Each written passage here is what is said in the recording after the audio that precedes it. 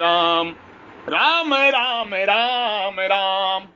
वसुदेव सुतम देवम कंस चाणूरमर्दनम देवकी परमानंदनम कृष्णम वंदे जगत गुरुम। मैं आपकी शरण में हूँ प्रभु, मैं आपका ही हूँ। मैं आपकी शरण में हूँ प्रभु, मैं आपका ही हूँ। मैं भगवान का हूँ और भगवान ही मेरे हैं। मैं भगवान का हूँ और भगवान ही मेरे हैं। मैं केवल भगवान का हूँ और केवल भगवान ही मेरे हैं। मैं केवल भगवान का हूँ और केवल भगवान ही मेरे हैं। हरिहर शरणम हरिहर शरणम। ओम राम कृष्ण हरि हर शरणम। ओम राम कृष्ण हरि हर शरणम। राधा ओम राम कृष्ण हरि हर शरणम। राधा सच्चिदानंदमय चिन्मय प्रभु की जय हो, जय हो। सच्चिदानंद प्रभु की, सच्चिदानंदन प्रभु की जय हो, जय हो। जय श्री राम, जय श्री राम। हनुमंत इमे देह नितत्सयोक्ता शरीरः अनाश्चिनोर प्रमेहस्यः तस्माद्धुतत्सः भारत। अनाश्चन अप्रमेयस्यः नितत्सः शरणे इमे देह अतनत्वः उक्ता तस्मात् भारत शुष्यः। अविनाशी, जानने में न आने वाला और नित्य रहने वाला इस शरीर के ये देह अंत वाले कहे गए हैं। इसलिए हे अर्जुन तुम युद्ध करो, अर्जुन तुम युद्ध करो, अर्जुन तुम युद्ध करो। अनाश्चित, किसी काल में किसी कारण से कभी किंच मात्र भी जिसमें परिवर्तन नहीं होता, जिसकी क्षति नहीं होती, जिसका अभाव नहीं होता, उसका नाम अनाशी अर्थात अविनाशी है। अप्रमेय, जो प्रमाण का विषय नहीं है, अर्थात जो अंतःकरण और इंद्रियों का विषय नहीं है, उसको अप्रमेय कहते हैं। जिसमें अंतःकरण और इंद्रिया प्रमाण नहीं होती, उसमें शास्त्र और संत महापुरुष ही प्रमाण होते हैं। शास्त्र और संत महापुरुष उन्हीं के लिए प्रमाण होते हैं जो श्रद्धालु हैं। जिसकी जिस शास्त्र और संत में श्रद्धा होती है, वह उसी शास्त्र और संत के वचनों को मानता है। इसलिए यह तत्व केवल श्रद्धा का विषय है, प्रमाण का विषय नहीं है। यह तत्व, परम तत्व केवल श्रद्धा का विषय है, प्रमाण का विषय नहीं है।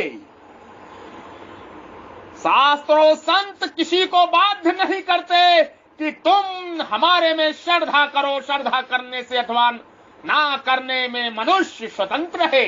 अगर वह शास्त्र और संत के वचनों में श्रद्धा करेगा तो यह सत्य, यह तत्व उसको श्रद्धा का विषय है, और अगर वह यह श्रद्धा नहीं करेगा तो यह तत्व उसकी श्रद्धा का विषय नहीं है। नित्यस्य, यह नित्य निरंतर रहने वाला है। किसी काल में यह ना रहता हो ऐसी बात नहीं, अर्थात यह सब काल में सदा ही रहता है।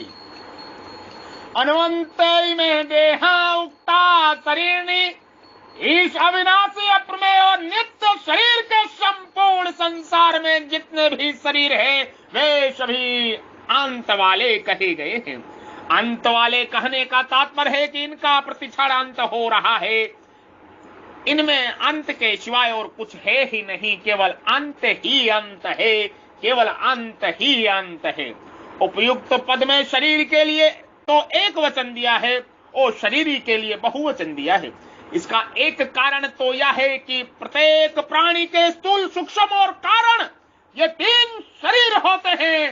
दूसरा कारण यह है कि संसार के संपूर्ण शरीरों में एक ही शरीर व्याप्त है। संसार के प्रत्येक शरीरों में, संपूर्ण शरीरों में एक ही शरीर व्याप्त है। आगे 24वें श्लोक में भी इसको सर्वगत पद से सबको व्यापक बताएंगे। यह शरीर तो अविनाशी है और इसके कहे जाने वाले संपूर्ण शरीर नाशवान है।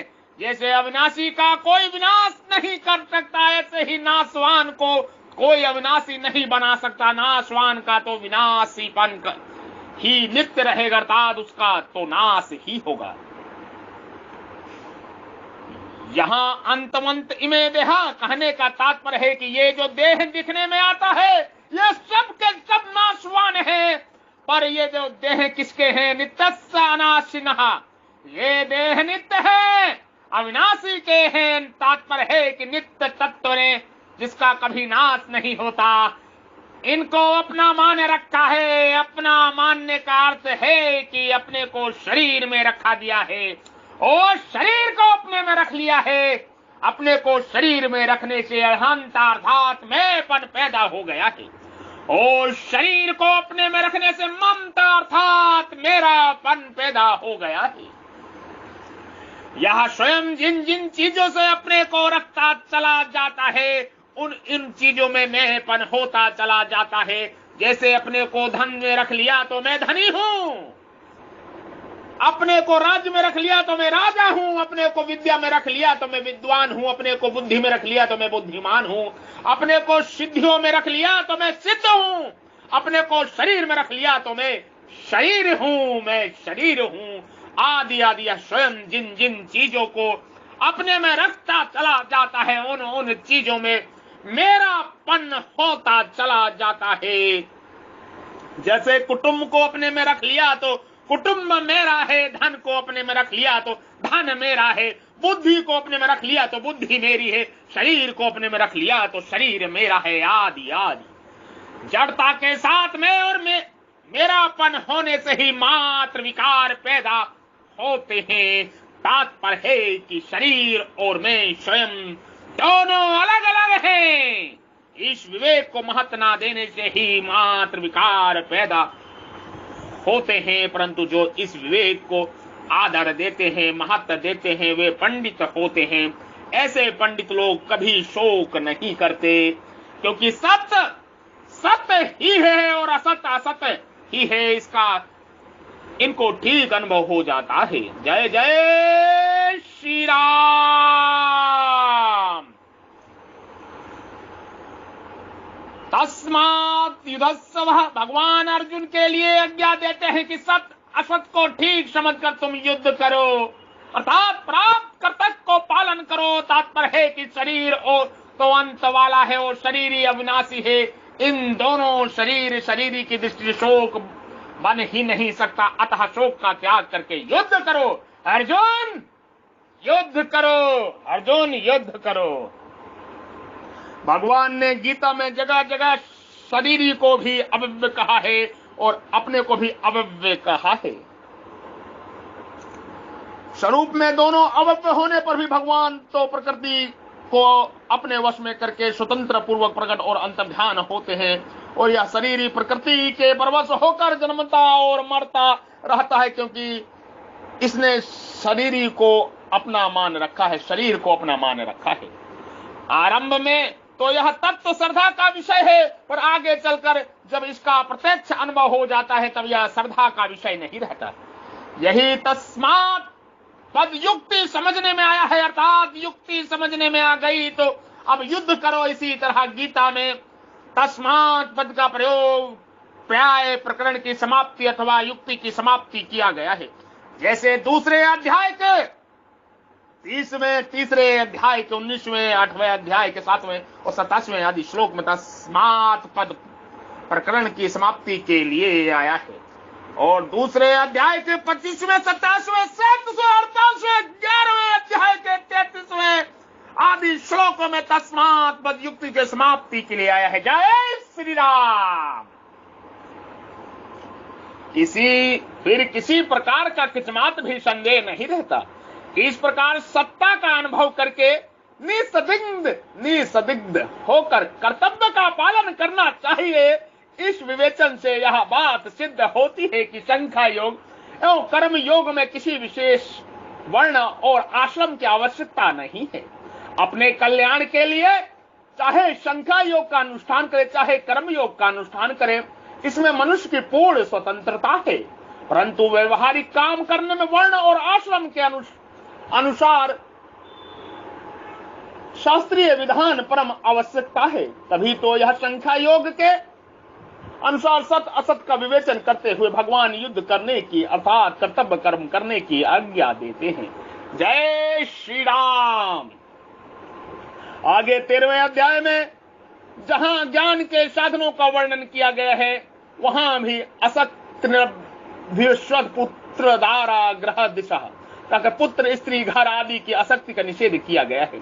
अगर सन्यासी ही शंख योग के अधिकारी होता तो पुत्र पुत्री घर आदि में आसक्ति रहित होने के लिए कहने की आवश्यकता ही नहीं थी, क्योंकि सन्यासियों के पुत्र पुत्री आदि होते ही नहीं।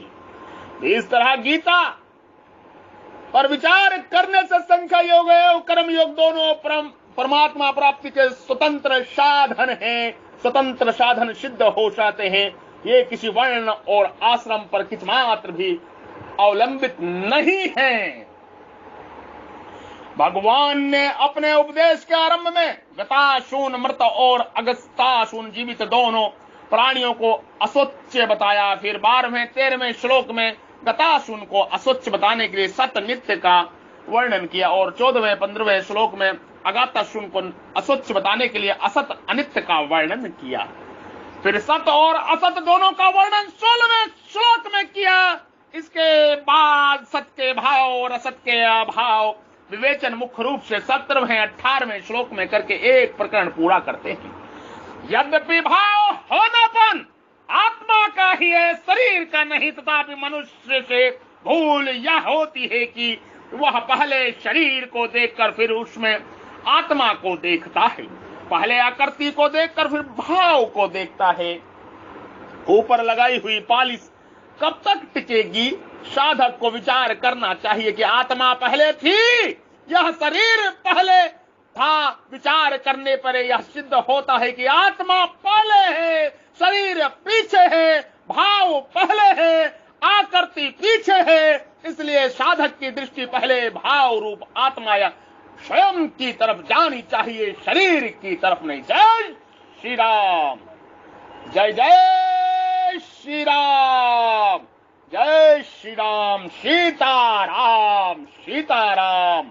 आप सभी के हृदय रूपी मन मंदिर में विराजमान परब्रह्म परमेश्वर ईश्वर को मैं प्रणाम करता हूँ, नमस्कार करता हूँ। कृपा मेरा प्रणाम नमस्कार स्वीकार करें। जो ब्रह्म आपके हृदय रूपी मन मंदिर में विराजमान है, कृपा मेरा प्रणाम नमस्कार स्वीकार करें। साधु साधु, जय हो जय हो, नमो नमः नमो नमः। जय श्री राम। काम काज कीने बिन मोहि कहो विश्राम, काम काज कीने बिन मोहि कहो विश्राम।